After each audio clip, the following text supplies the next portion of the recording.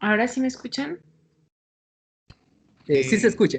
Sí se escucha, sí se escucha, sí se escucha, sí se escucha.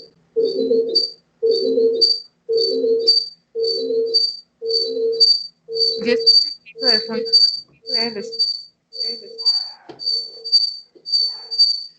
Se escucha un poco de... Ah, parece que ya. Ahí está. Ah, lo que pasa es que me escucho muy...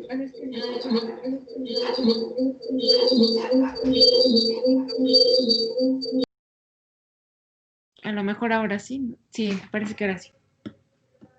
Bueno, decía que primeramente quería agradecer la oportunidad de conversar con todos ustedes.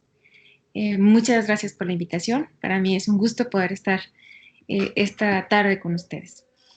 Mm, Pienso que es difícil como recordar en qué momento uno decide estudiar ciencias, pero creo que en mi caso se fue en la secundaria cuando tenía como 13 años, porque participé en una olimpiada de matemáticas y creo que cuando participé en esta olimpiada de matemáticas que estaba pensada para estudiantes de preparatoria y a mí me llevaron como, creo que para entretenerme un poquito porque era muy inquieta, resolví un problema de la Olimpiada y me dio mucho gusto poder resolver el problema.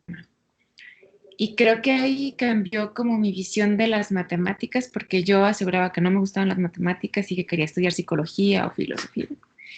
Y pienso que en ese momento, al resolver ese problema y sentí como mucho gusto por haberlo resuelto, creo que ahí hubo como un cambio en mí. No tuve en ese momento como certeza de que iba a ser matemática, ¿no? Y creo que ya después, cuando llegué a la universidad para inscribirme, fue con el momento en el que decidí inscribirme en matemáticas y me gustó la carrera, no me he arrepentido todavía de haberla elegido. Entonces fue así como incursioné en el mundo de las matemáticas.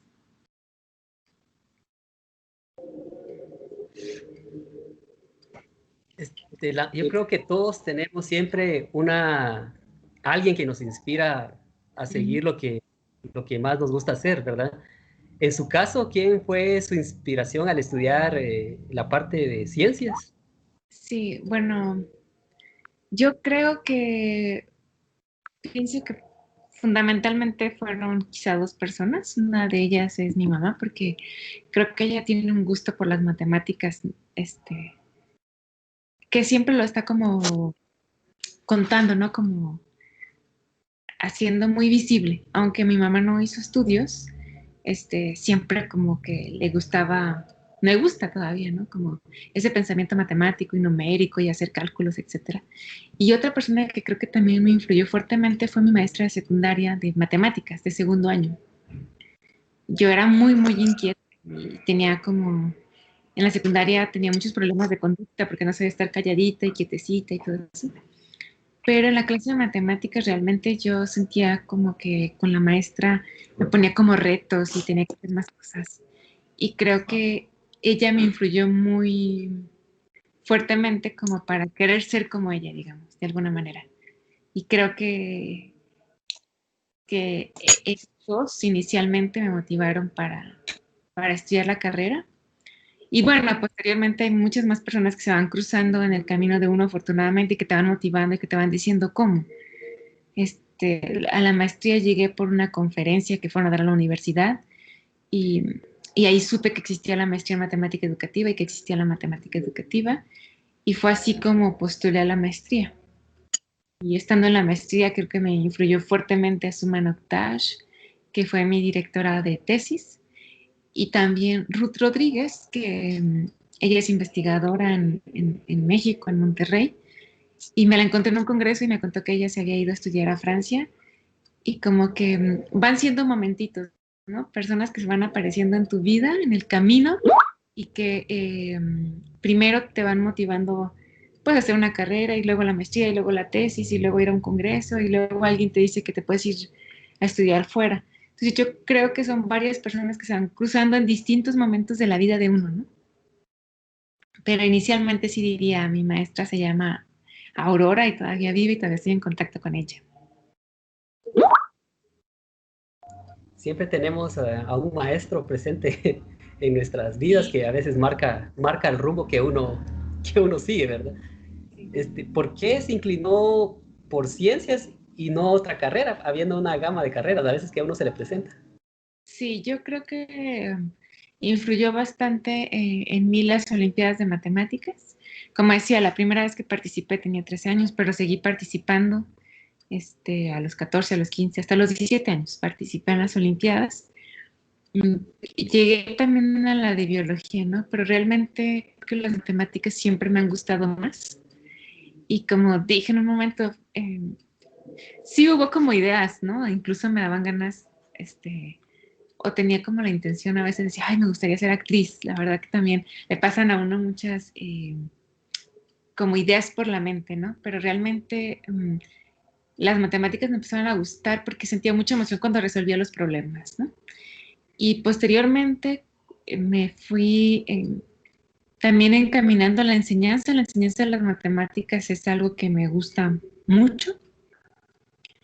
Y ya estudiando la licenciatura, tuve oportunidad de dar clases en una secundaria y en un bachillerato. Y entonces eso me motivó a seguir la maestría, digamos. Entonces fueron como, dirías, son como momentitos, ¿no? Que te van llevando. Yo sí creo que fueron las Olimpiadas fuertemente y de hecho creo que las Olimpiadas se han hecho para eso, ¿no? Para que uno pueda conocer como otra cara de las matemáticas, que no necesariamente la matemática escolar. Y después, pues fui encontrando también personas que habían encontrado o hacían que la enseñanza de las matemáticas no fuera solamente práctica, que ya en sí siendo práctica es muy valiosa, pero que además la habían convertido en una disciplina y eso me interesó mucho.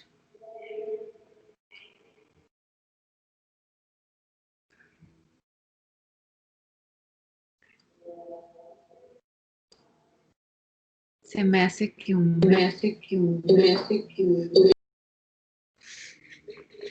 Sí, creo que Humberto.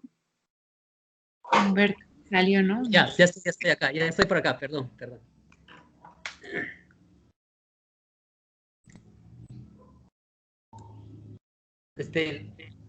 ¿Cómo accedió a estudiar fuera de su país? Porque es una situación es una oportunidad que a pocos se les presenta. Sí, en realidad creo que fueron como dos elementos muy fortuitos. Uno es que había en ese momento unas becas de la Unión Europea para estudiantes de América Latina, un programa que duró 10 años y se llamó el programa ALBAN. Y la otra oportunidad o el otro elemento decisivo fue mi directora de tesis, la doctora Suma Mokhtar. Y ella, desde que empecé a trabajar, desde que era su alumna, todavía no trabajaba con ella como directora de tesis. Recuerdo que un día llegó y nos dijo, ¿quién quiere estudiar fuera? ¿No? Entonces yo dije, yo me quiero ir. Pero no tenía ni idea de lo que decía, ¿verdad? Solo como así, yo estaría dispuesta.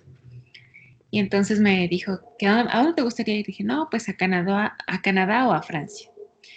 Y entonces me dijo, ¿sabes hablar francés? Y yo no, ni una palabra. Entonces me dijo, ponte a estudiar francés. Y no sé, como al día siguiente me inscribí a clases de francés, empecé a ir al francés y eso pues ya me empezó como a seguir como ese caminito de que quería estudiar fuera, pero todavía era como un sueño, como algo que uno dice, ¿no? Quiero ir a estudiar fuera. Y entonces luego supe que había esta beca de la Unión Europea y ella me ayudó a relacionarme, perdón, a relacionarme con la que fue mi directora de tesis en Francia. Y así fue como se hizo el primer contacto y después postulamos a la beca, me dieron la beca y con esa beca pude irme. Actualmente sigue habiendo muchas becas de organismos internacionales. Ya no existe este programa de becas en el que yo participé, pero hay otros que son de la Unión Europea. Me parece que ahora el programa Erasmus Mundus, que se llama así, se internacionalizó porque antes era solo de universidades europeas para estudiantes europeos, pero actualmente está abierto a todo el mundo. Entonces, creo que cuando uno desea o tiene inquietud por ir a estudiar fuera, tiene que buscar esas becas que existen. Por ejemplo, también México ofrece becas en diferentes programas y no hay una limitante para las nacionalidades, es decir, no ofrece solo becas para mexicanos, sino para quienes ingresan a los programas. Entonces creo que si uno quiere irse fuera hay que hacer dos cosas, bueno, tres. Una es buscar los programas que existen para saber si es el programa que uno está buscando, el programa académico. Dos, buscar una beca, ¿no? Y tres, prepararse para esa beca, es decir, si te piden 2 idiomas o si te piden solo uno o qué es lo que te piden, ¿no? Pues hay diferentes programas y pueden pedir diferentes cosas, ¿no? Requisitos específicos. Entonces yo creo que eso es como lo fundamental y, y estarse preparando para hacerlo. Y creo que eso es posible, que no es fácil, pero se puede acceder, digamos. Creo que se puede hacer, Humberto.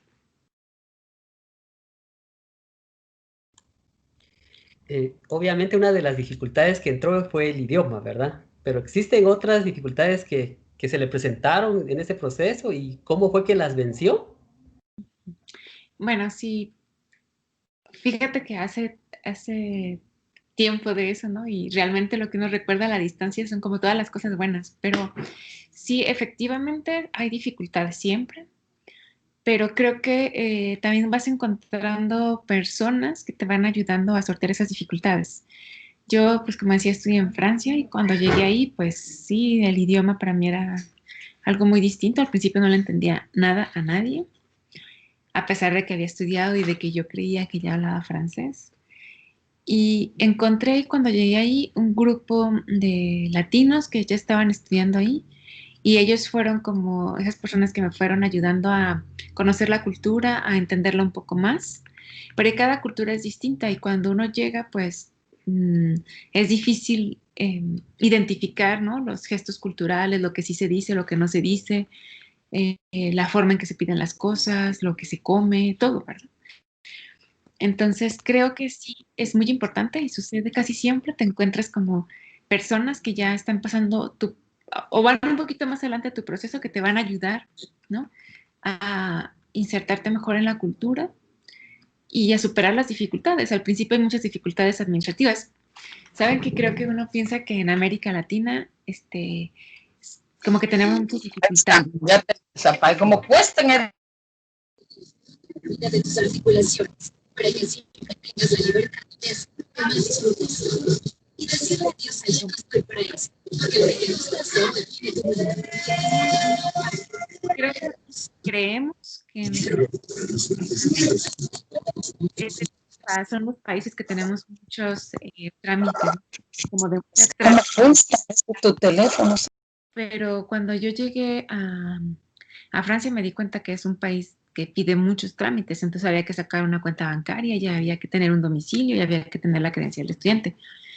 Y pareció como un círculo, es decir, si no tenías la credencial no podías tener la cuenta bancaria, si no tenías la cuenta bancaria no te daban la beca, si no te daban la beca no podías encontrar un domicilio, etcétera. Entonces, sí, todos los países tienen sus complejidades, sus trámites y digamos, sus requisitos, ¿no? Sus formas de vida. Entonces sí hay dificultades, Humberto, pero pienso que siempre vas encontrando personas que te pueden ayudar y te pueden orientar. Entonces pienso que uno tiene que tratar de irse lo mejor preparado, ¿no? Es decir, pero también saber que va a encontrar personas que lo van a apoyar y que te van a decir, dónde puedes encontrar alojamiento, que te van a decir, cómo hacer los trámites, ¿no? Para el seguro ya sea de salud, para el servicio de salud, para el servicio de alojamiento, todo lo que es básico. Pues y en la misma universidad también encuentras personas que te van orientando. Yo encontré muchas personas que me apoyaron y con quienes estoy profundamente agradecida. En la universidad hubo particularmente una secretaria que me ayudó muchísimo. Y personas, o sea, estudiantes, profesores, personas administrativas, siempre hay gente que le va a apoyar a uno y le va a decir cómo ir haciendo las cosas sin que te desesperes, ¿no? Entonces sí hay dificultades, pero siempre hay, como yo diría, ángeles en el camino que te van apoyando, ¿no? Para que tú puedas ir construyendo esa historia y esa experiencia y que sea cada vez más grata, pues. Sí diría, Humberto, que el primer año quizá fue el año más difícil, ¿no? Porque es en el que pienso que es como volver a ser niño, ¿verdad? Un niño, pues, no sabe hablar, no sabe expresarse, de repente dice una palabra que no corresponde, ¿no? O conjuga mal un verbo, o dice una grosería cuando no debe, etcétera, ¿no? Pienso que tienes que, cuando vives esa experiencia, tienes que volver a hacerte como niño, ¿no? Aprender a hablar, aprender a ver qué se dice y qué no se dice, aprender a comer, ¿no? Cosas que nunca hayas comido, caracoles, este, y eso, pero eso es una oportunidad muy interesante porque uno descubre que puede aprender muchas cosas y que puede como reinventarse, ¿no? Es como una oportunidad muy especial. Entonces sí hay dificultades, pero yo diría que hay muchas personas que van a ir apareciendo para ayudarle a uno a superarlas. Si alguien se quiere ir, yo lo animo profundamente porque eso seguramente va a suceder.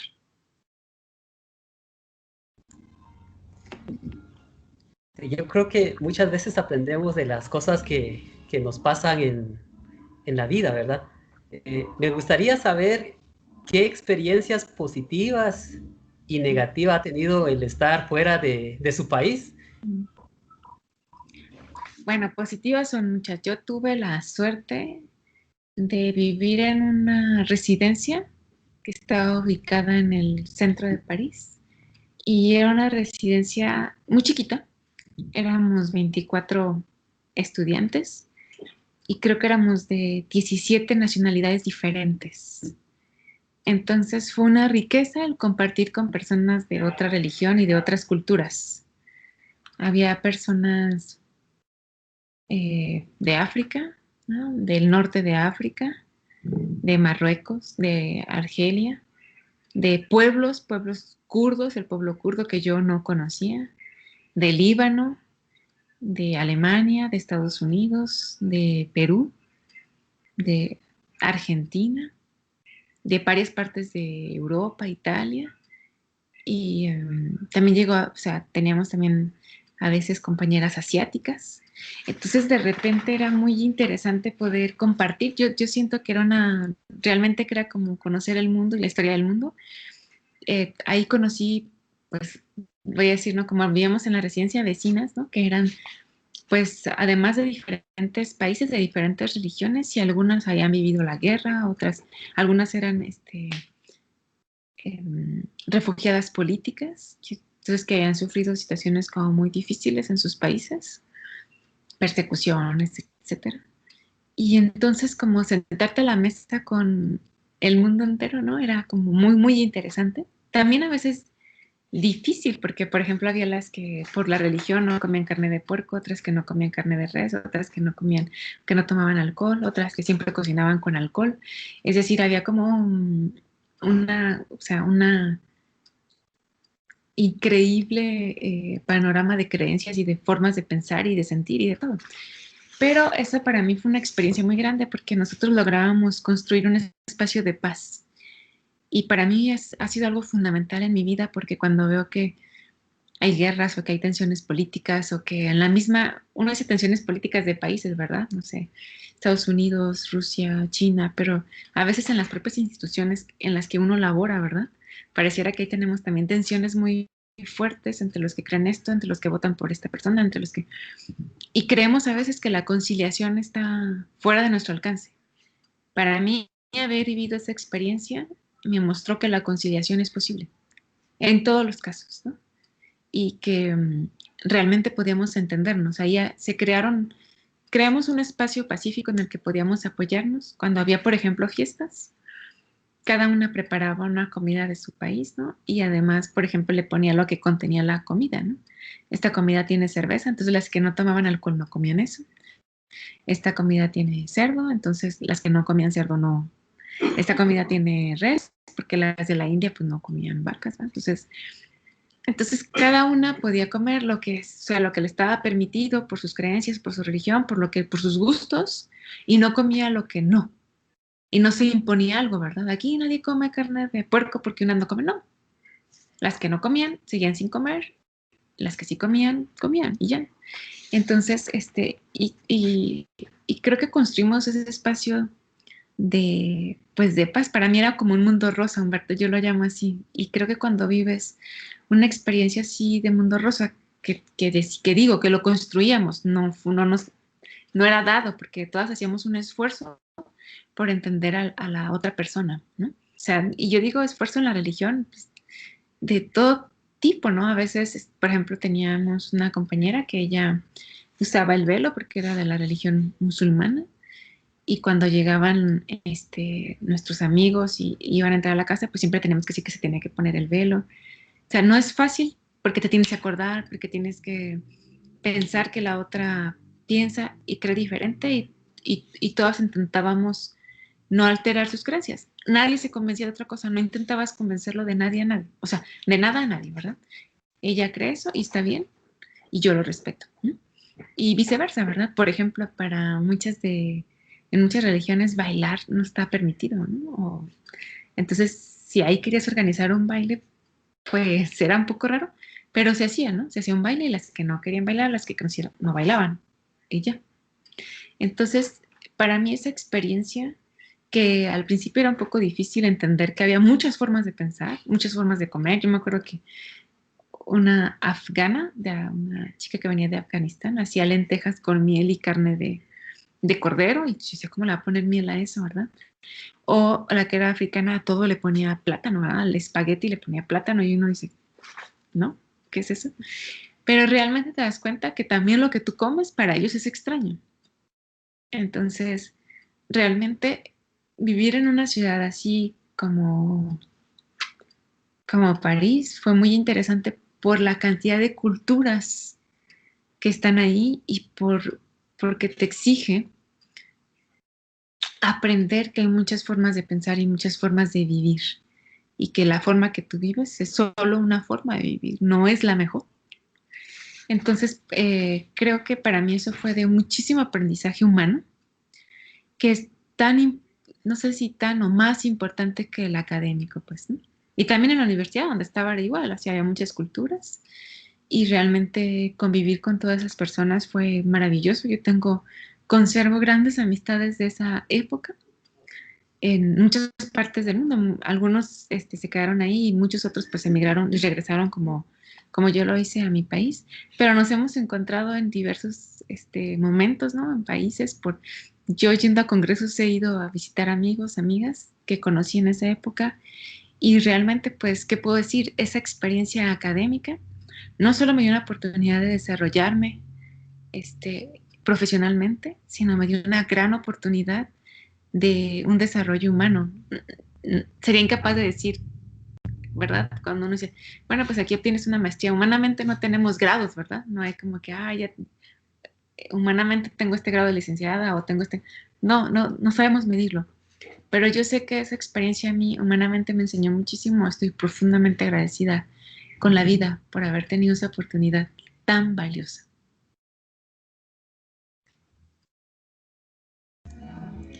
¿Cómo fue esa transición, ya hablando de la parte académica, cómo fue esa transición de matemáticas a matemática educativa, que es su especialidad, y cómo ha incidido en su vida profesional? Bueno, cuando estudiaba la licenciatura, nosotros pensábamos que la educación matemática era algo como de segunda, ¿verdad? Porque pues enseñar es fácil, eso creíamos. Y poco a poco yo me di cuenta de que la enseñanza realmente es un proceso muy complejo, y que además está regido por muchas normas y elementos que, si no se toman en cuenta, pues la educación corre un riesgo grande de que sea una actividad inútil, ¿no? Y eso, pues, no fue una transición sencilla, fue poco a poco. De hecho, cuando estaba en la maestría, durante el primer año, todo el año me preguntaba si es matemática educativa lo que quiero o me regreso a las matemáticas. Yo estaba a punto de irme a estudiar la maestría en matemáticas a Guanajuato, una ciudad de México que está en el centro del país, muy bonita. Y en el último momento me cambié a educativa, y del primer año siempre me estaba preguntando si era lo que quería, pero es que todavía no conocía la matemática educativa. Pienso que cualquier disciplina no se conoce rápidamente, que es un proceso y que hay que vivirlo, experimentarlo y darse la oportunidad. Y si no te gusta, pues te puedes regresar a las matemáticas, ¿no? O hacer otra cosa. Y en mi caso me fue conquistando la disciplina, y creo que es muy interesante porque pienso que, o coincido, ¿no?, con Chevalar cuando dice que la enseñanza, o sea, las sociedades enseñan solo aquello que creen que debe preservarse. Entonces, si la sociedad decide enseñar matemáticas es porque considera que es un saber valioso, que es una ciencia valiosa. Y entonces se vuelve una necesidad poder determinar cómo enseñar adecuadamente las matemáticas, cómo se construye y cuál es la influencia de esa construcción disciplinar en la vida de las personas. Y yo creo que eso es lo que a mí me motiva a seguir haciendo matemática educativa, porque desde mi punto de vista las matemáticas cambian la vida de las personas a diferentes niveles. Y recientemente leí un artículo muy pequeñito que me impactó mucho, que hay muchas matemáticas que nosotros vemos, ¿no? Pero hay otras que no vemos y que son importantes en nuestra vida y que están funcionando ahí de manera implícita. Y ciertas matemáticas implícitas, entre más podamos verlas, más control vamos a tener sobre ellas. Otras definitivamente no necesitamos hacerlas explícitas todo el tiempo, ¿no? Pero el que nosotros podamos decidir qué hacer explícito y qué no hacer explícito, pienso que es algo que le da a la persona autonomía. Y entonces yo trabajo porque las personas puedan tener esa decisión de poder hacer más explícitas o menos explícitas las matemáticas en su vida. Y también estoy consciente que trabajo porque, como yo trabajo en la formación de profesores actualmente, pienso que algo que me motiva fuertemente es que cada estudiante en el mundo, ¿verdad? Pero en el pedacito de mundo que a mí me toca, al menos, que cada estudiante pueda tener derecho a un profesor de matemáticas de calidad.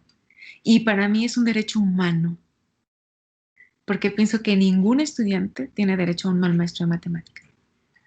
Y me refiero a mal maestro, un maestro que no esté, o un maestro que no tenga calidad, porque no tenga una formación adecuada. Entonces, yo trabajo todos los días porque los profesores de matemáticas puedan profesionalizarse y puedan convertirse a través de esa formación didáctica en especialistas de su disciplina, ¿sí?, de su quehacer, y entonces que esos estudiantes tengan ese derecho. Entonces, eso es lo que me motiva a seguir en la matemática educativa y todos los días trabajo por eso. Algunos días más que otros, ¿verdad? Pero... Bueno, Avenilde, sí. Vamos a pasar a la segunda parte. Realmente es bastante importante el cómo se llama, el saber todo lo que usted ha comentado para tener un antecedente de lo que usted ha hecho, ¿verdad? Me gustaría que nos comentara precisamente acerca de los estudios que usted ha hecho en este momento y cómo ha aplicado estos estudios en su vida profesional. Bueno, cuando yo hice el doctorado, me interesé estudiar las matemáticas que usan los ingenieros. Yo había trabajado en la universidad, había impartido cursos universitarios de cálculo, ecuaciones diferenciales, y cada que hacía un curso me preguntaba si los estudiantes realmente necesitaban conocer todos los conceptos del cálculo y de las ecuaciones diferenciales, y yo no tenía respuesta para eso. Entonces, hacía un esfuerzo, como lo hacemos todos los profesores, porque esos conocimientos pudieran ser construidos por los estudiantes. Cuando me fui el doctorado, yo empecé a estudiar la forma en que los estudiantes de ingeniería utilizaban las matemáticas. Se dice como lo contrario. Y empecé a ver cómo ellos utilizaban las ecuaciones diferenciales y cómo utilizaban las funciones y cómo utilizaban las integrales, ¿no? Y fue un estudio difícil. Bueno, todas las tesis doctorales son difíciles. Pero mi gran complejidad fue que me di cuenta que necesitaba aprender elementos de ingeniería, que no bastaba con saber matemáticas. Y eso me llevó a tener que estudiar varias teorías de la didáctica, de la matemática educativa, para saber cómo podía dar cuenta de esas relaciones entre las matemáticas y la ingeniería. Y gracias a eso, pues empecé a estudiar la teoría antropológica de lo didáctico y junto con Corín Castella hicimos una ampliación del modelo praxeológico para dar cuenta de esa relación. Entonces yo incursioné en la teoría antropológica de lo didáctico, una teoría que nace en Francia, su principal eh, productor, digamos, generador de esa teoría es Yves Chevalat, y después hay un grupo muy grande ahora de investigadores en España y también en América Latina que nutren esa teoría. Entonces yo básicamente empecé a desarrollar esa teoría y ¿sabe, Juan Carlos? Lo digo por la oportunidad que yo tuve, pero me parece muy importante. A veces las teorías parece como que no las podemos extender, ¿no? Parece que están ahí y que podemos usar como sus nociones, pero que no podemos contribuir a las teorías, ¿no? Mi experiencia en el doctorado es que se pueden contribuir a las teorías y que se pueden enriquecer y extender, ¿no? Y eso me ha llevado a seguir trabajando en esta teoría, a seguir, pues sí utilizándola, pero también contribuyendo a su desarrollo. Y no solo, o sea, no lo hago sola actualmente, sino que con todos los profesores de matemáticas con los que yo trabajo, quienes tengo la oportunidad de asesorarlos en tesis de maestría y doctorado, pues siguen contribuyendo a enriquecer esta teoría, ¿verdad? Y que nos permita, pues, impactar también en el aula. Me gusta mucho poder contribuir al desarrollo de la teoría, pero no por contribuir, digamos, no es un solo fin teórico, sí, es uno de los fines, pero el otro es que esa contribución también llegue a las aulas, digamos. Y eso me lo permite el que trabaje con profesores de matemáticas. Yo trabajo en un programa de profesionalización docente. Y entonces ese trabajo continuo con los profesores me permite cuestionar la teoría, trabajar con ellos, por supuesto, enriquecerla y después tratar de que eso llegue al aula, ¿no? Que haya diseños basados en la teoría, diseños didácticos que se prueban, que tengan una evidencia, tienen un sustento teórico y entonces lo que falta es probar si ese sustento teórico puede validarse empíricamente. Y es lo que trato siempre de combinar entre la teoría, ¿no? Entre lo que me permite sustentar hacia la práctica, ¿no? Yo pues desafortunadamente ya no estoy en aulas, es algo que extraño, pero el trabajar con profesores de matemáticas me permite acercarme mucho al aula y poder cuestionar desde ahí la teoría, es decir, toda teoría es cuestionable. La teoría postula esto, pero cuando yo llego al aula, esas nociones, ¿cómo tienen que formarse, moldearse, adaptarse? Y entonces los conocimientos del aula, los conocimientos profesionales, tienen que cuestionar a la teoría para que la teoría pueda como en esa dinámica, ¿no? Enriquecerse y al mismo tiempo seguir aportando. Es como un ciclo, ¿verdad? Entonces, mi doctorado me permitió eso y mi trabajo actual, que soy bastante afortunada, me permite eso. Esa dinámica entre la teoría y la práctica. Excelente.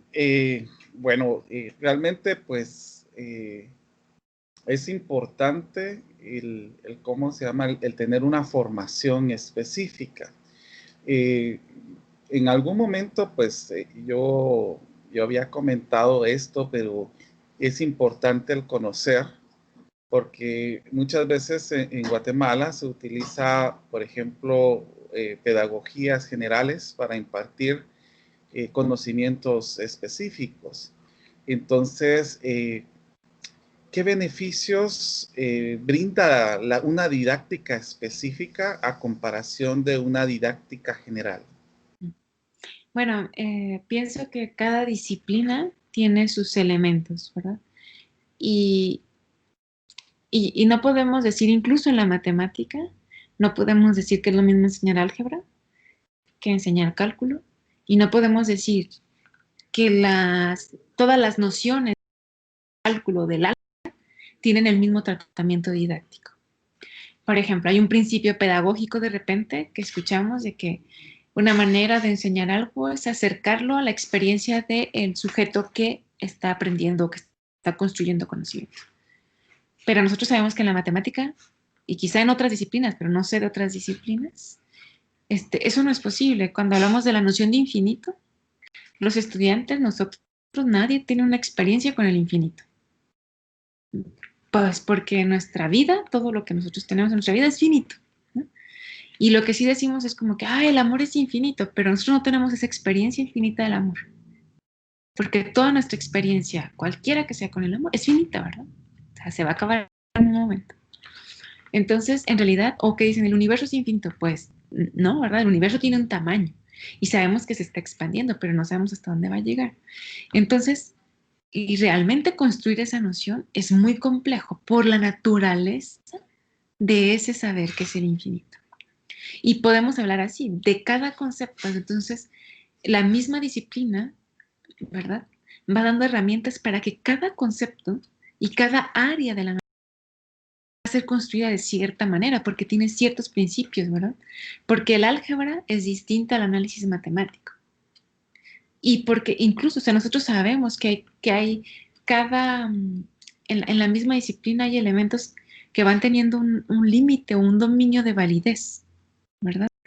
Nosotros sabemos que ciertas reglas que prevalecen sobre la aritmética no prevalecen ya sobre el álgebra y que ciertas reglas que prevalecen sobre el álgebra no prevalecen sobre el álgebra lineal, por ejemplo, ¿verdad?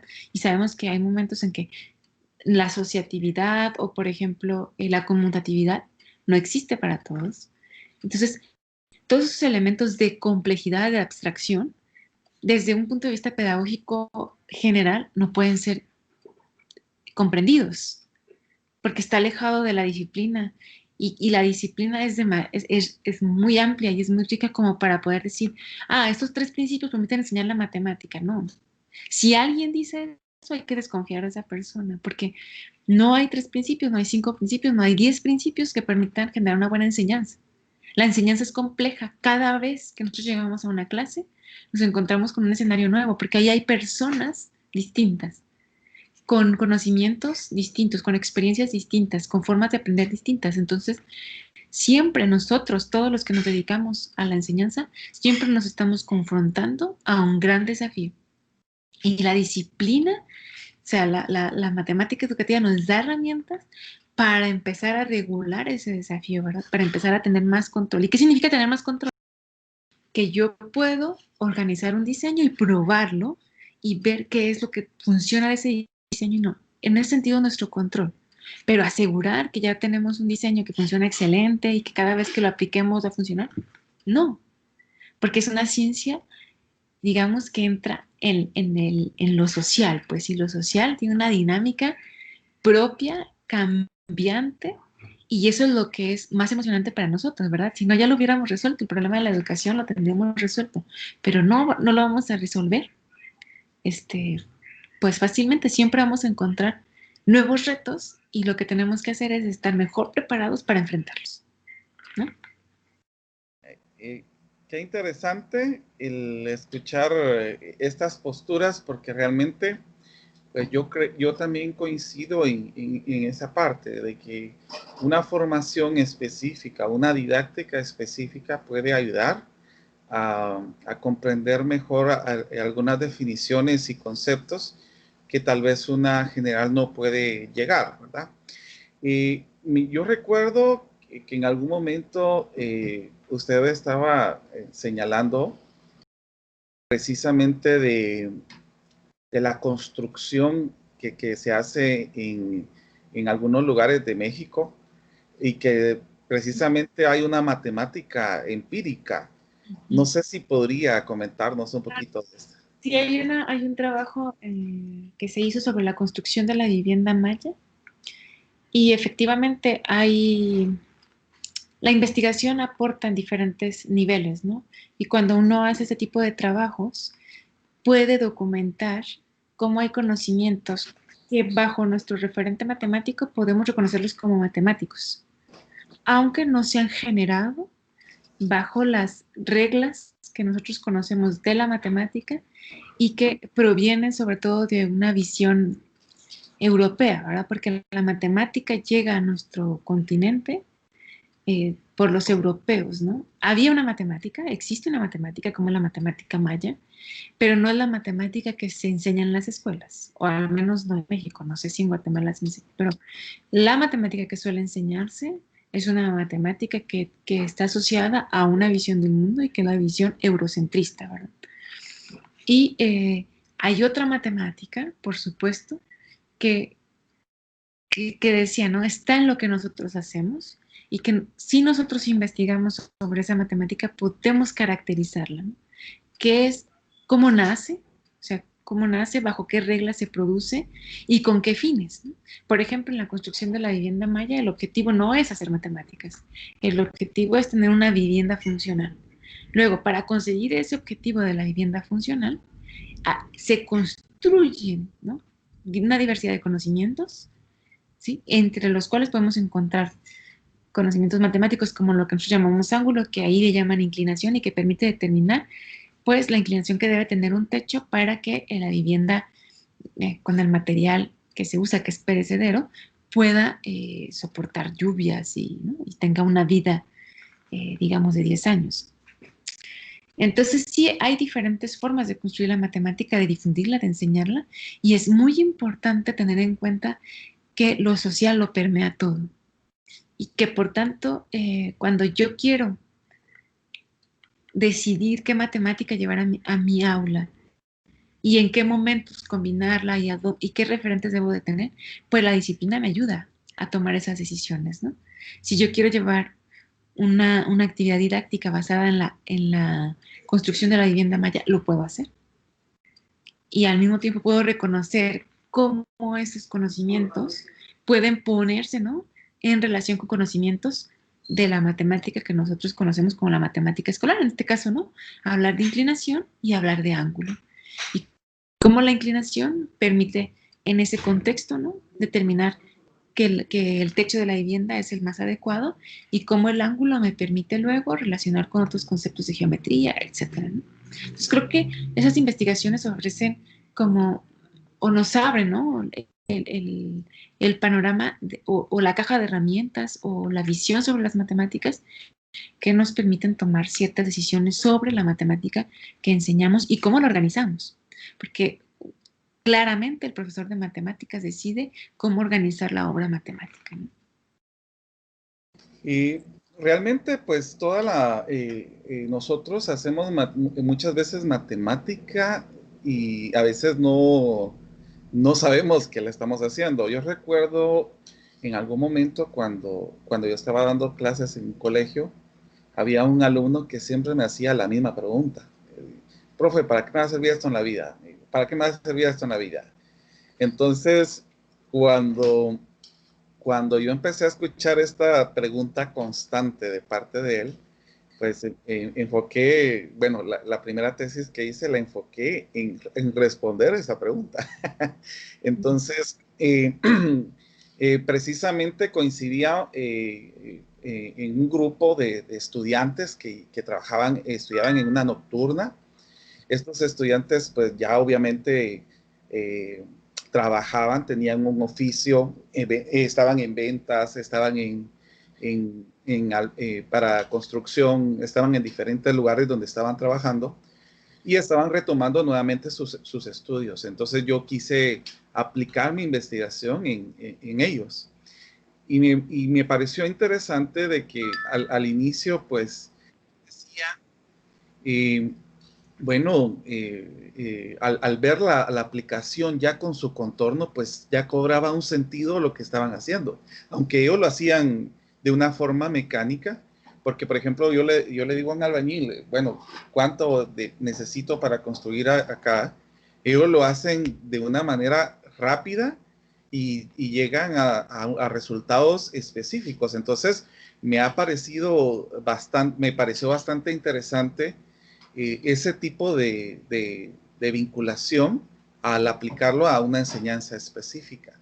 Ahora, en cuanto a lo que sucede en ¿cómo se llama? En esto de la enseñanza de la matemática, a venirle, pues me gustaría que me pudiera o pudiera comentar cómo se podría mejorar esta enseñanza y tomando en cuenta lo que usted ha Sí, creo que me hiciste pensar en un libro que se llama El hombre anomérico. Y es un libro escrito por un matemático en el que intenta mostrar cómo la falta de conocimientos matemáticos más o menos básicos afectan el entorno social. Y Por ejemplo, cada que se habla del presupuesto de un país, se hablan unas cifras muy grandes, ¿no? Millones y eso no todos los ciudadanos podemos asociar una real cantidad de lo que eso significa, ¿no? Cuando se habla de corrupción y se habla de millones, nos cuesta trabajo comprender eso a qué corresponde, ¿no? O cuando se habla de cifras muy pequeñas, ¿no? La efectividad de este medicamento, ¿no? Es del, no sé, si nos dicen 95% lo comprendemos, pero si nos dicen es de un, no sé, 999%, entonces nos cuesta más trabajo. ¿Qué significa eso? Y él pone varios ejemplos, incluso de médicos, que me parece que él habla de un ejemplo donde un médico decía que un medicamento eh, fallaba solo le fallaba a una persona de 1 sobre 100,000, por ejemplo. Y entonces le dice, entonces tiene un funcionamiento del 99% y el matemático casi va para atrás, ¿no? Entonces 1 sobre 100. Y se da cuenta cómo hay extrapolaciones, pues, de elementos para referirnos a cosas, pero que no dominamos ni las grandes cifras ni las pequeñas cifras. El 0.001%, ¿qué significa eso? ¿No? Cuando decimos el error es del 0.001%, no sé. Entonces, creo que hay muchas cosas que son necesarias y que la matemática escolar aporta elementos para que pudiéramos comprender estas situaciones cotidianas muy, a veces verdaderamente necesarias. Cuando tienes que decidir entre un protocolo para curarte de una enfermedad y otro protocolo y te dan en porcentajes, va a afectarte el rendimiento de tu organismo en el 50%, pero te va a empezar a sanar en el 70%, mientras que el otro protocolo va a afectar tu rendimiento en el 30%, pero te va a empezar a sanar en el 50%. Y si no logramos comprender matemáticamente qué significan los porcentajes, podemos elegir un protocolo que afecte nuestra vida. Es decir, hay elementos matemáticos en la vida cotidiana que se vuelven vitales. Sin embargo, llevarlos al aula es muy complejo, no es algo sencillo. Y creo que la complejidad puede empezar a enfrentarse con ciertas herramientas de la matemática educativa y con formaciones específicas para hacerlo. Pero sí creo que hay que documentar esos usos de la matemática que no necesariamente son visibles, ¿sí? Y esa respuesta que te hacía tu estudiante es muy difícil de contestar, de repente, ¿no? Porque no siempre se ve el uso de la matemática, o no siempre tenemos en mente, y específicamente, bueno, estoy enseñando la integral, ¿y para qué le va a servir? Pero la noción de área, la noción de calcular el área es importante. Cuando nosotros decimos, bueno, ¿cuál es la extensión de la ciudad de Guatemala, verdad? ¿Cuál es el área de la ciudad de Guatemala? No lo sé, y a lo mejor yo puedo ver ahora en Google Maps, pero no soy capaz de decir, por ejemplo, ¿y el área cómo se toma? El de un cerro. ¿Tomo solo la base o calculo el área, ¿no? Y si me van a vender el terreno de ese cerro, solo calculo la base. Yo creo que hay solo voy a apagar el micrófono que se abrió. Permítame un momentito, Eneli. Sí. O Humberto, haces favor. Gracias.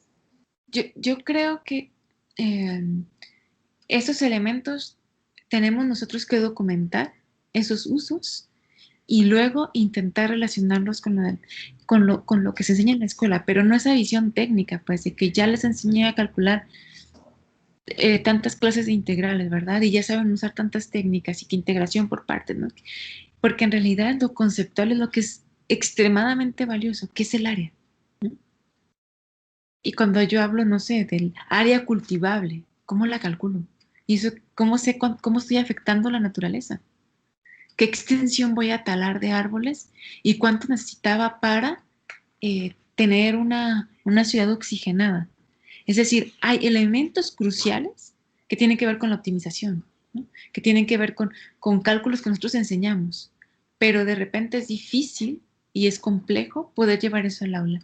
Y por eso creo que sí tenemos que hacer no solo la investigación, pero comunidades de profesores en donde podamos compartir esos recursos.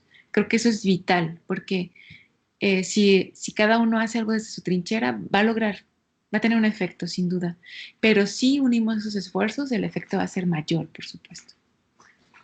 Hay algo que me llama mucho la atención y es precisamente que, bueno, nosotros la matemática la hacemos a veces sin darnos cuenta que la estamos haciendo.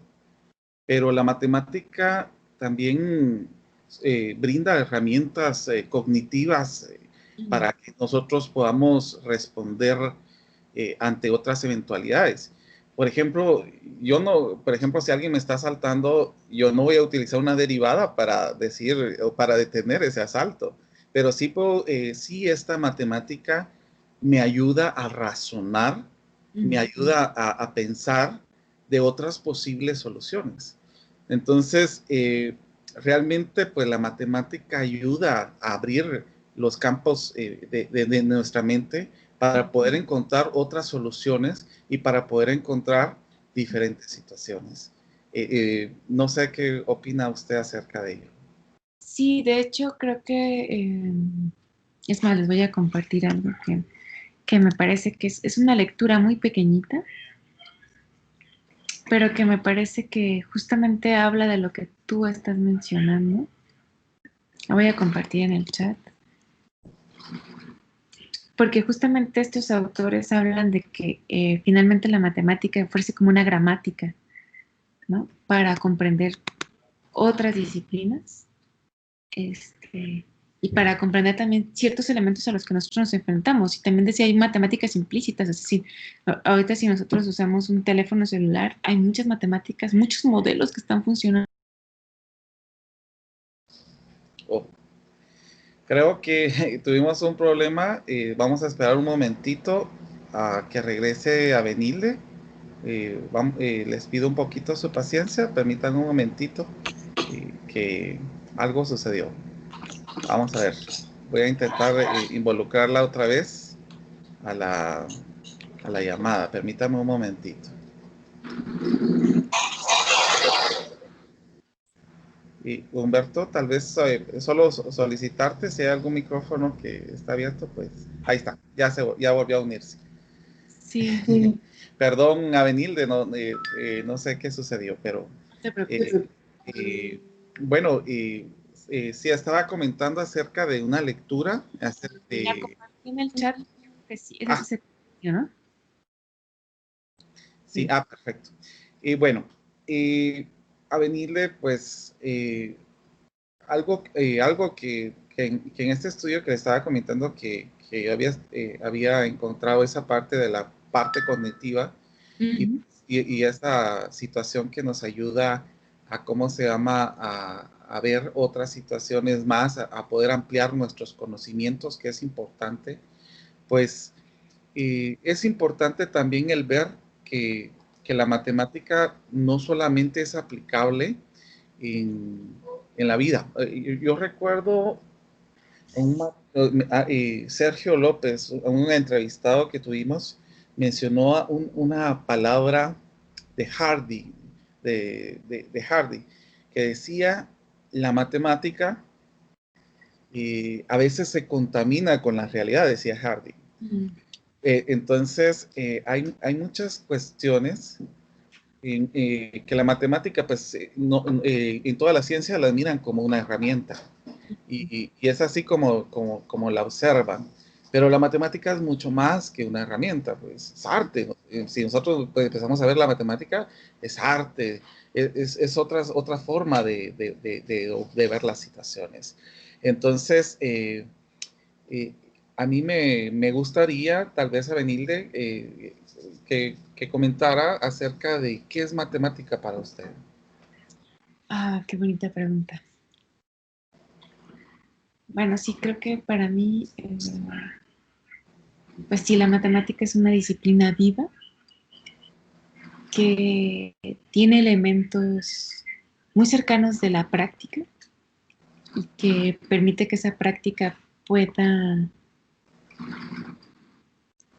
pues, hacer mejor la vida de las personas, pero también tiene esos elementos teóricos, abstractos, donde las relaciones entre esos elementos son, casi podríamos decir, perfectas. Y eso, sí, teóricamente me parece maravilloso que uno ahí pueda establecer esas conexiones, ¿no? Y probar validez y coherencia interna. Entonces, para mí es una disciplina que permite mostrar cómo pueden establecerse relaciones entre diferentes elementos, entre sí mismos y luego entre elementos de otros campos de la realidad. Entonces es la ciencia que muestra cómo establecer relaciones para mí. Excelente. Gracias, Avenilde. Mire, realmente, pues, muchos de los que están aquí, pues, muchos han sido mis estudiantes. Hoy abrí la invitación para otros compañeros que trabajan en el nivel primario, pues me parecía algo importante para que ellos supieran acerca de este trabajo que usted ha tenido, acerca de la teoría antropológico de lo didáctico, que es ya una teoría específica de matemática. Entonces, realmente escucharla nos motiva y nos ayuda a querer seguir su ejemplo. ¿Qué consejo nos podría dar, Avenilde? Pues qué difícil, no sé, yo creo que uno nunca debe dar consejos, pero creo que más bien hago una invitación a que pues unan a la pasión de la enseñanza de las matemáticas a seguir preparándose. Pienso que la preparación debe ser siempre continua, ¿no? Y invito también a seguir el programa de matemática educativa del CICATA. Hay varias actividades que se ofrecen abiertamente y también a que conozcan más este que es abierto, que es completamente en línea y que se oferta para los profesores de matemáticas de México y de Latinoamérica, sin costo.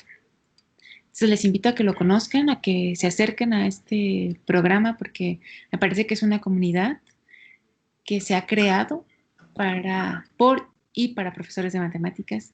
Entonces les invito a unirse porque, como decía antes, yo creo que las comunidades son las que podemos hacer el cambio, ¿no? La suma de esfuerzos. Entonces, más bien les invito como a acercarse a este programa que es en el que yo laboro y en el que hay muchas actividades que se ofrecen para la comunidad y que la comunidad a nosotros nos brinda también muchos conocimientos y nos comparte y nos hace enriquecernos. Pues. Entonces, más bien es una invitación a prepararnos conjuntamente y aprovechar este programa que ya es una instancia, digamos, y que como está pensada en línea, pues todas sus propuestas son en línea, pues les invito a que se acerquen a este programa. Quizá pueda poner aquí el nombre y ya lo puedan buscar en la red. Es el programa de matemática educativa del CICATA, Unidad Legaria, Instituto Politécnico Nacional.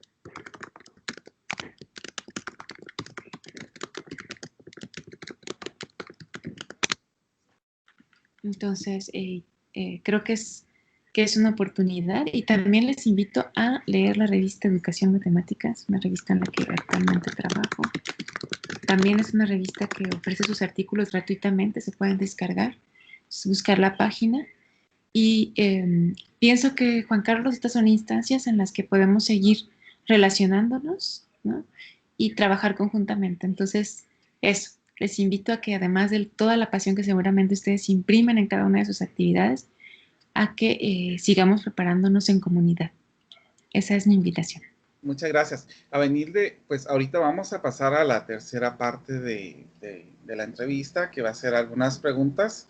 Le quiero comentar al público presente de que si quieren utilizar el micrófono, pueden activarlo y hacer su pregunta directa a Avenilde, o si no, pueden escribir por el chat para que así podamos leer las preguntas. De pronto, Avenilde, quiero comentarle, hay algunas personas que han escrito, gracias por compartir sus experiencias, importante aporte, y alguien más escribió, nos inspira a las mujeres a estudiar matemática más a fondo. Entonces, si alguien quiere utilizar el micrófono, puede utilizarlo con mucho gusto, y pues ahorita están escribiendo algunos, vamos a esperar. Si alguien quiere utilizar el micrófono, lo puede usar.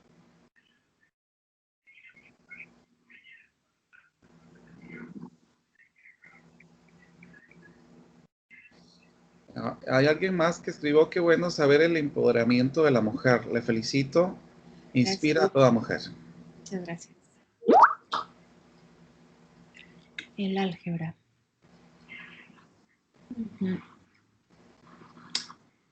Bueno,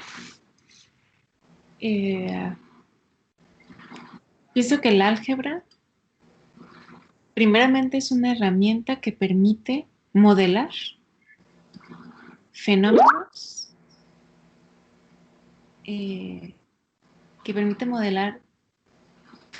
en los que tenemos elementos desconocidos, ¿sí?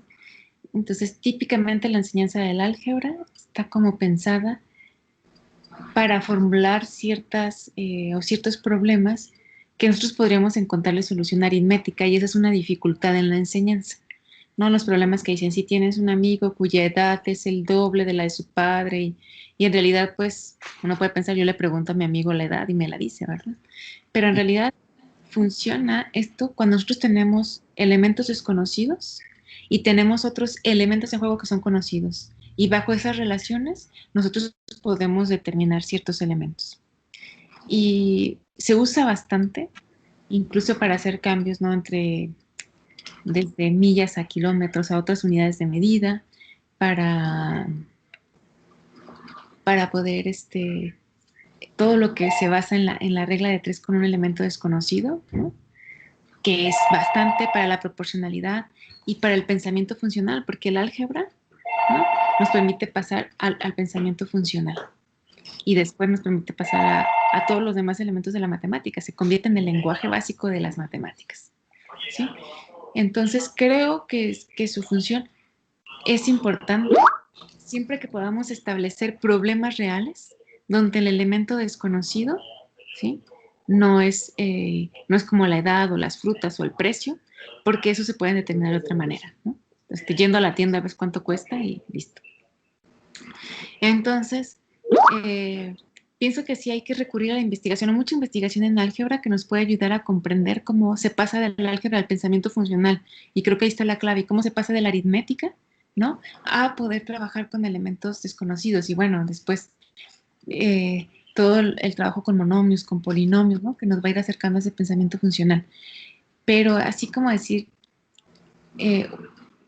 yo pienso en un uso que tiene luego para el álgebra lineal, que es como fundamental para establecer, pienso en un problema que es de sistemas de ecuaciones no lineales, cuando no conoces, cuando quieres determinar, por ejemplo, cómo modelar una mezcla de sonidos, una mezcla de colores, que se utiliza mucho, por ejemplo, para establecer incluso colores o transformaciones que están en los programas computacionales. Pero no sé si esos usos, por ejemplo, ya se consideran tan cotidianos, ¿no? Pero sí creo que sería muy, muy interesante poder recurrir a todas las investigaciones que se han hecho sobre el álgebra. Y hay investigadores latinoamericanos bastante fuertes en álgebra. De hecho, hay un guatemalteco que es muy fuerte en álgebra. Se llama Luis Radford. Nada más que él hace tiempo que vive en Canadá, pero yo les invito a que lo lean. Es bastante bueno. Abenilde, vamos, y voy a leer las siguientes y me va a ayudar Humberto con las otras. Dice, vamos a ver, permítame un momentito. Aníbal, ya lo había contestado.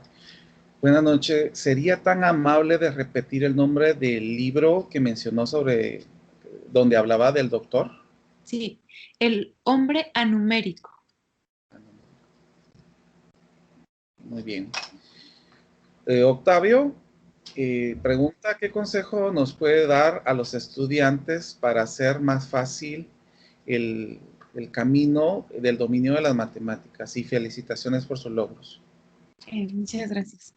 Pienso que ahora hay como mucha oportunidad de utilizar el Internet para favorecer el trabajo autónomo en el estudio de las matemáticas.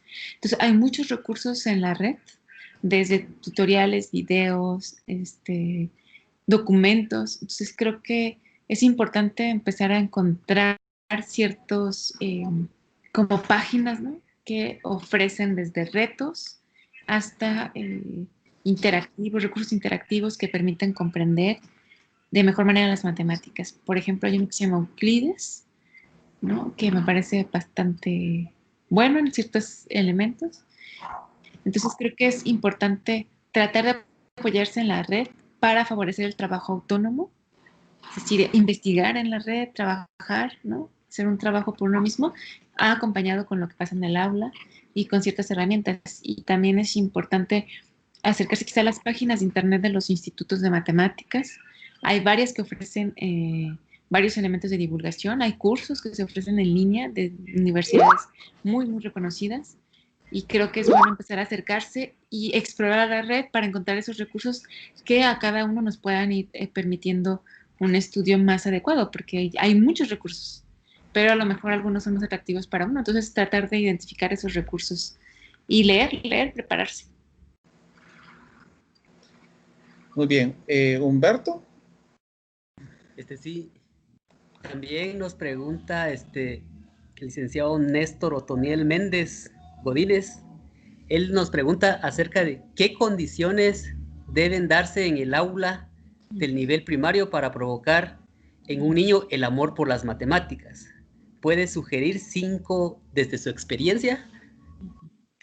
Bueno, yo creo que para los profesores de primaria enfrentan una mayor complejidad debido a que es un profesor que tiene que enseñar diferentes disciplinas, español, ¿no? Matemáticas y ciencias naturales o ciencias sociales, no sé cómo le llamen ustedes. Entonces pienso que acercarse también a Hay muchos recursos para los profesores de primaria que se han hecho desde la matemática educativa y yo creo que es importante identificar algunos de estos que permitieran como tener efectos sobre la planificación didáctica. Entonces, pienso en los trabajos de David Bloch Sevilla, de Diana Violeta Solares, de Brousseau mismo. Hay muchos trabajos que yo le sugiero que visite la revista Educación Matemática y hay muchos trabajos ahí que están publicados para la educación primaria y que tienen realmente propuestas didácticas para el aula que puedan como ser útiles para el diseño didáctico. Y pienso que el amor a la matemática se infunde, ¿no? Cuando se muestra como desde las relaciones que permite, pues, esta disciplina ir elaborando, ¿no? Y sobre todo que no se imponga, pues, como algo que tiene que ser abstracto y difícil, sino que se puede ir construyendo, pero es muy difícil, ¿no? Pienso que es muy difícil como decir, siguiendo esto se puede como favorecer. Lo que sí creo es que es mejor recurrir a la investigación que se ha hecho, porque hay elementos de diferente nivel, ¿no? Cómo empezar a contar, a generar la noción de colección y luego de conjunto, o a trabajar con la aritmética y usar, por ejemplo, esta idea de tiendita y que los niños mismos vendan, no solo que compren y que también utilicen de repente la calculadora, pero más bien creo que son elementos que están en las investigaciones y que la revista, digo, es gratuita, en la página se ofrecen muchísimos artículos. Yo le invito más bien a que se acerque a esos recursos. Muy bien. Vivian pregunta, ¿por qué la matemática europea es más amplia que la maya? ¿Cuál es la diferencia? No estoy seguro que sea la más amplia, pero sí creo que es una matemática que se ha difundido más. Y la matemática maya, digamos que se difunde menos, la conocemos menos, y entonces, y tiene que ver también, les recomiendo ese enlace que les compartí. Hay un poder asociado al conocimiento. Entonces, las sociedades que tienen más poder imponen sus conocimientos a las otras. Entonces, tiene que ver también con elementos de poder. No es solo, no es solo una valoración de la disciplina en sí misma, sino de quiénes la crean y cómo la promueven y la difunden y ejercen poder para que sea la disciplina que se enseñe y que se diga que es la disciplina única, válida, ¿no? Pero tiene que ver más bien con esos juegos también. Ahí entra una componente que es política, pues. Entonces, bien, dentro de la matemática educativa hay una corriente que se llama la matemática crítica, muy interesante, yo les invito también a conocer, pero en ese artículo pequeñito que les compartí hay elementos y hay trabajos que se hablan ahí ay, se me fue el nombre, pero ahorita les digo porque aquí tengo la liga.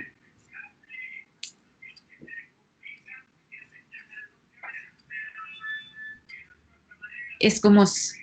Y entonces este autor habla bastante de esto y más bien yo les invito como, porque claro, eso tiene que ver con cuestiones políticas, no es solo una cuestión puramente disciplinar.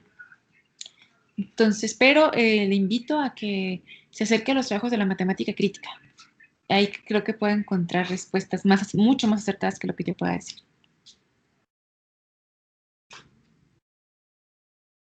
Martin nos dice, usted comentaba una parte donde debe ser como dinámica el curso de matemáticas para la enseñanza. ¿Qué consejo nos da para que nosotros como docentes podamos inspirar a nuestros alumnos para que no sientan este curso tan difícil y quieran aprender mucho más? Un saludo, licenciada.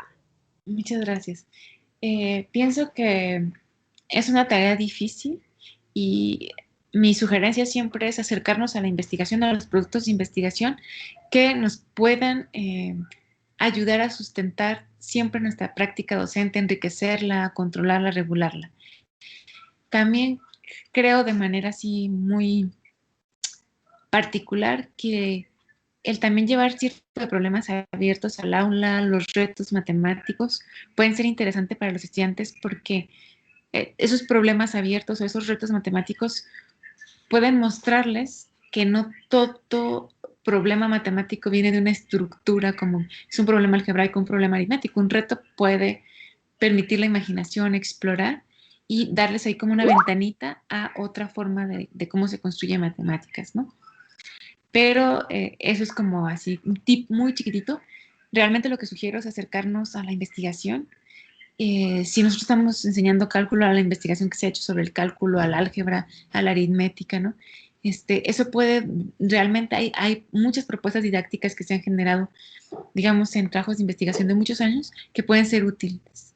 Y lo que sí digo para los profesores, creo que es muy importante que cuando adoptemos una secuencia didáctica, porque siempre que la adoptemos, la vamos a adaptar, que primero la vivan ustedes personalmente, o sea, que la trabajen, que la resuelvan, un poco al rol de aprendiz, para que eso les permita tener idea de lo que puede suceder con los estudiantes. Eso desde mi experiencia como en la formación docente, ¿no? Como formadora docente. Pero realmente acercarse a la investigación yo creo que es como el faro que puede iluminarnos en el mar de la enseñanza. Hay alguien, bueno, Néstor pregunta, ¿qué prácticas didácticas recomienda en cada nivel educativo para el aprendizaje de las matemáticas, donde no haya acceso a Internet? O sea, en el caso que no se tenga Internet. Eso es más difícil, ¿no? Es que no creo que haya como principios didácticos generales desde mi punto de vista, ¿no? Entonces, más bien, aunque, o sea, no entendí muy bien si no hay como internet para que se pueda llevar al aula, pero sí hay acceso a internet para la preparación del docente. Pero para llevar al aula, aunque no se tenga internet, en los productos de investigación que se tienen, hay muchas propuestas que van desde llevar material que se pueda construir en la misma aula. O sea, no es necesario que el internet esté en el aula. Lo que sí creo que puede favorecer el Internet es para la formación del docente, acercarse a los productos de investigación, a las propuestas que existen y a tratar no solo de reproducirlas, pero cuando uno reproduce algo siempre lo adapta, le pone su propio sello y eso es muy importante y creo que es necesario, ¿no? Pero sobre todo el poder medir cuando yo lo adapto, qué adaptaciones hago, cómo documentar, qué adaptaciones hago y cómo funcionan. Y entonces eso es lo que me parece que es interesante, es decir, convertir el aula en un laboratorio. Pero para que eso pueda suceder tenemos que tener ciertas herramientas, ¿no? Que nos permitan documentar. De ahí mi insistencia a que el Internet, si no se puede llevar al aula, creo que no es tan grave, pero que el Internet nos permita a nosotros como profesores formarnos y aprovechar lo que otros han investigado y luego nosotros, a partir de esa base, continuar esa investigación en nuestra aula. Es decir, convertirnos en investigadores, por supuesto. Eso se puede hacer siempre.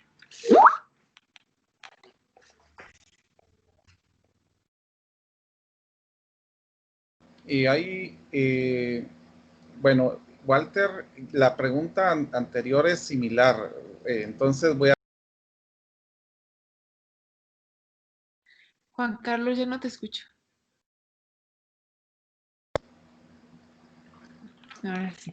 La pregunta anterior es similar, entonces voy a pasar a la de Walter, que dice, ¿qué material o fuentes nos recomienda para consultar? Bueno, yo principalmente creo que las revistas de investigación, varias, tienen diferentes secciones dirigidas a los profesores de matemáticas.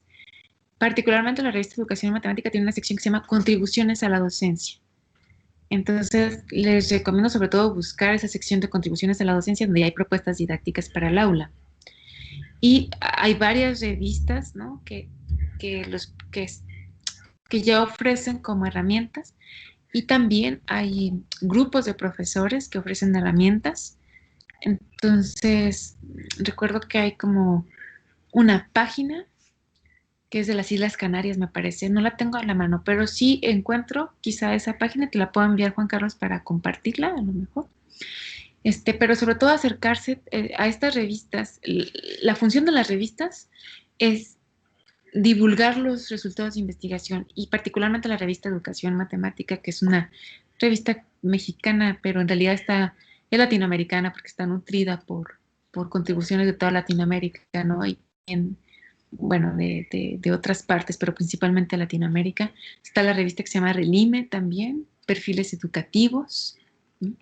Y creo que ya cuando uno empieza a ver esas revistas te va llevando a otras, pero sí hay muchos recursos. También les invito a que se acerquen, por ejemplo, el DIE del CIMBESTAF, que tiene un departamento DIE significa Departamento de Investigaciones Educativas, y hay varios investigadores que trabajan en educación básica y que tienen libros para los maestros, como Judith Kalman. Entonces, ir a la página del DIE, del CIMBESTAF, creo que puede llevar a ciertos recursos.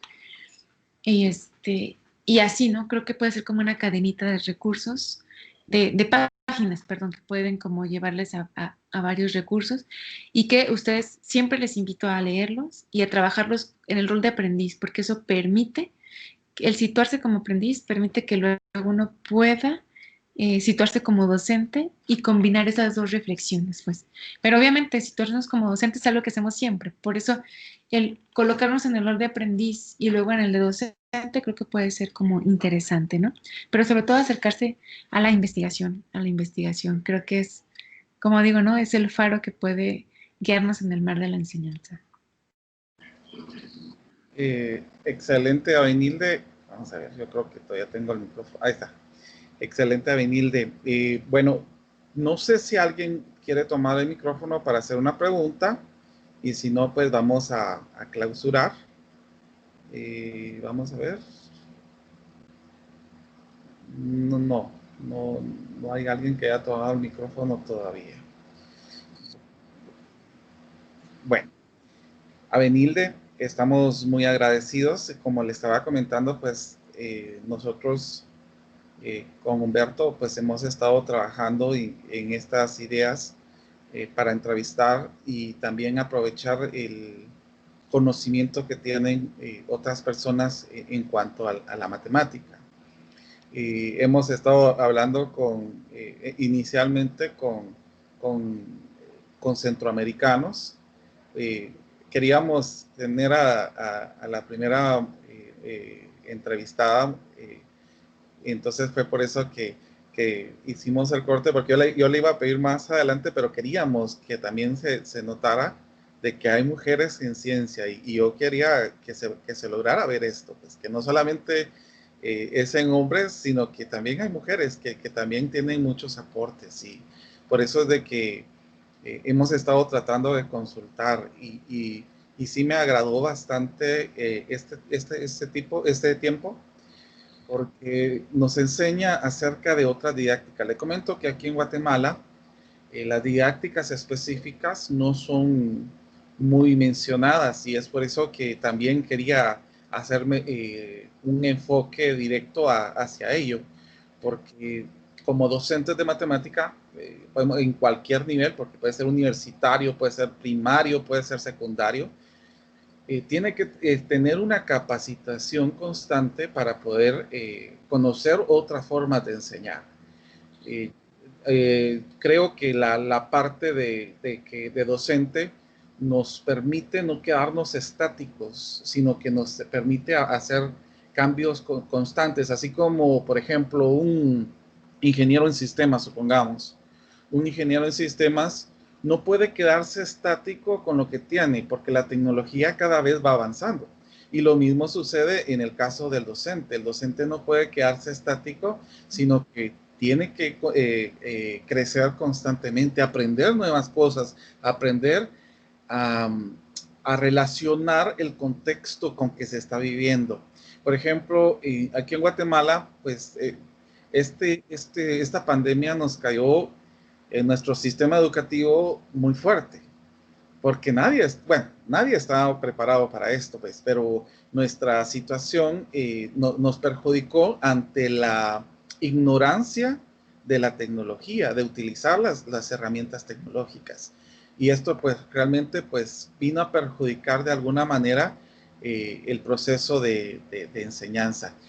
Hay un estudiante, perdón, Avenilde, que había preguntado algo y no lo había mencionado. Dice, ¿cómo hago para trabajar con estudiantes que no pueden tampoco desarrollar sus habilidades matemáticas? ¿Cómo conciliamos la importancia de lo conceptual con nuestra realidad social? Ya que cuando alguien quiere ingresar a la universidad, se enfrenta a pruebas objetivas que hacen referencia a lo memorístico y a lo algorítmico. Perdón, que no había dicho esto. Claro, sí, es difícil para todo profesor de matemáticas el ir contra este sistema, digamos, que privilegia lo técnico contra lo conceptual. Entonces, creo que definitivamente un estudiante que esté preparado en lo conceptual podrá prepararse en lo técnico. Entonces, si se prepara en lo conceptual, podrá aprender la técnica sin problema. Y aunque creamos a veces que perdemos un poco de tiempo porque no les estamos mecanizando, siempre se invierte más tiempo. Yo creo que si un profesor se decide en algún momento decir, yo esas 3 semanas las dedico a que resuelvan un problema abierto, a que aprendan a investigar, a que conozcan cómo ellos tienen que ir a fuentes, validar esas fuentes de información, es un tiempo que a lo mejor se va a perder uno como profesor de seguir el programa de estudios y de asegurarse de que ha cumplido con todos los temas que ahí dicen. Pero en contrapartida enseñará a la persona que pueda investigar y que pueda trabajar sobre lo conceptual. Y eso creo yo que es una inversión única. El sistema siempre nos va a presionar para decir que hemos enseñado una lista de conceptos, pero esos conceptos no tienen significado en los estudiantes. No hay una razón de ser. Y en ese sentido se vuelve un tiempo que no ha funcionado.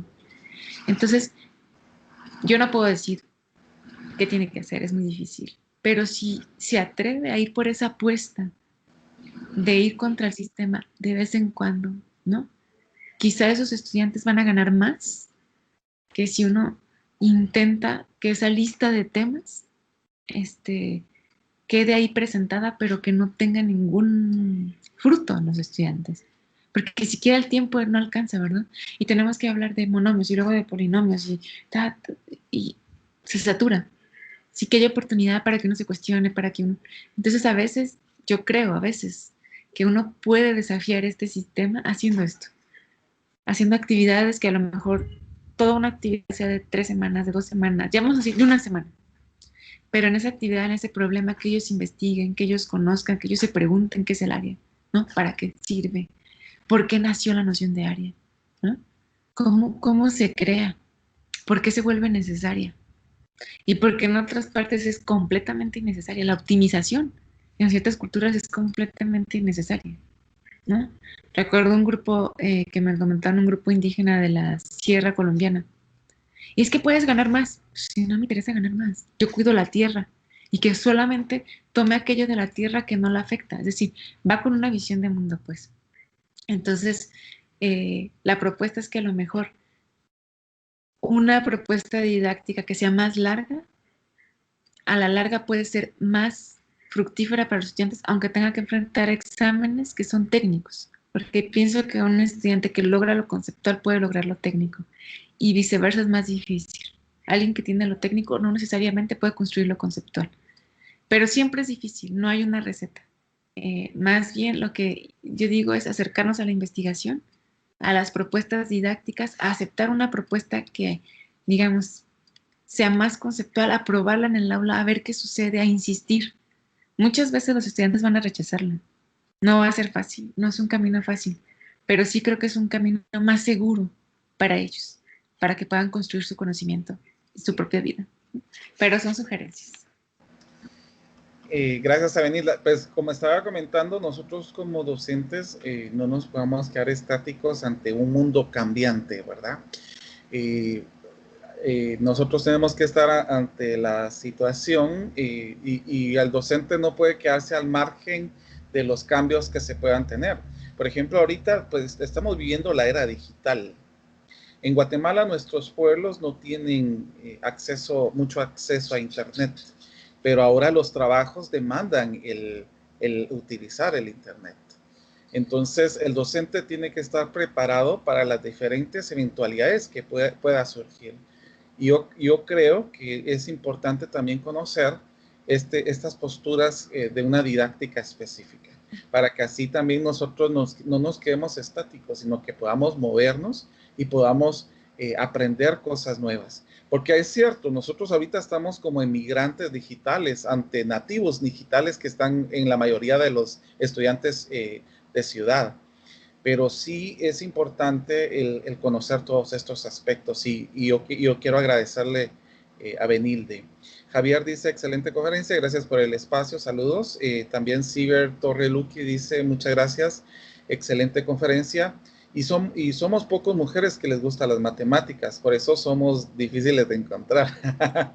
La felicito, gracias por tomarse el tiempo y ampliar nuestros conocimientos. Entonces, Avenilde, yo estoy muy agradecido por haber permitido este espacio y enseñarnos otra forma de ver la enseñanza de la matemática. Así que, pues, quiero comentarles a las personas que no pudieron estar a tiempo, pues siempre se va a retransmitir la entrevista. Lamento lo sucedido al inicio por los espacios de micrófonos, pero bueno, la ley de Murphy dice que lo que puede fallar, en algún momento fallará. Entonces, mil gracias a Benilde y gracias por estar con nosotros y gracias por permitirnos conocerla. Entonces, no sé si usted quiere dirigir una palabra a los presentes. No, pues agradecerles profundamente el espacio y esta interacción que siempre nutre. Muchas gracias. Gracias. Bien. Muchas gracias. Entonces, comentarles de que la otra semana vamos a tener a otro entrevistado que, siguiendo la línea de Avenilde, él tiene una teoría más para la enseñanza que es Domingo Yoscom, que precisamente él trabaja, es muy conocido en Guatemala por su trabajo de las matemáticas mayas, de la etnomatemática. Entonces, por si ustedes gustan entrar, pues ya está el acceso para en la página por si quieren estar presentes en la siguiente entrevista. Muchas gracias, Avenilde, y hasta la próxima. Buenas noches. Y Avenilde, quisiera comentarle, fíjese que nosotros vamos a tener un foro y me gustaría ver, tal vez va a ser más o menos la tercera semana de noviembre, que vamos a estar hablando de filosofía y matemática. Por si quisiera estar, pues bienvenido. Muy bien, muchas gracias. Claro que sí. Gracias. Va. Muchas gracias, Avenilde. Nos miramos y feliz noche a todos. Igualmente, feliz noche, Avenilde.